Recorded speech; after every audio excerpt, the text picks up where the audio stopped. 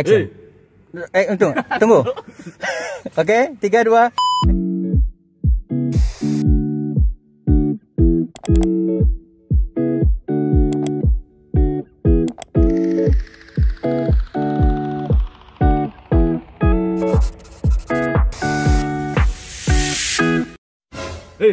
Dia tahu orang si Aden? Tak tahu ada dah. Tak tahu nak tahu orang, dia tahu orang kau. Sidir kau. Di kantor kau ada orang menanyoto sidir tu. Kau nak sidir tu. Tak tahu je, nak tahu je orang. Hei, amang jarak dang. Manga je sekolah. Jarak. Jalan dah. Ha? Mak KTP yang? Tak ada bawa KTP dah. Capek lah KTP yang mah je dia. Hei, anak saya mah. Kau kasih aja lagi. Tulak ansur je ngolong KTP yang le. Mak KTP yang?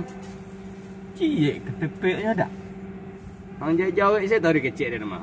Tak ada tulak ansur KTP yang tu lagi dah. Cie KTP-nya dah. KTP biniang tak ada. KTP kawan buat dah. KTP biniang dia nanyo, KTP yang mah. Tak ada bini dah. Alah bujang lo ang kiro. Tu warna tu jadi yang Avanza hitam. Iyo dah. Yo hitam dah. Hitam salah deh.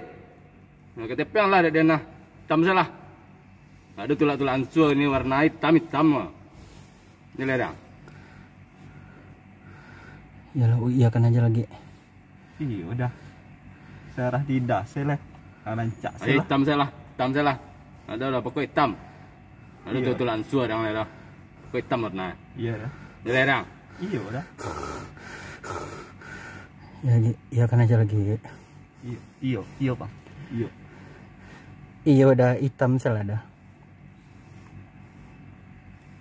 Yalah, tunggu rumah ni. Warna hitam tunggu rumah auto tu lah. Jangan pilih yang lain-lain. Itu tulak ansur je bang. Masuk orang mah dah. Boleh berekam bang? Enggak. Pak nak bang rekam. Memori handphone ku penuh. Kemana mak leko dah? Sedih kau? Enggak. KTP udah bagi mah. Action. Tunggu. Oke, 3, 2. Action.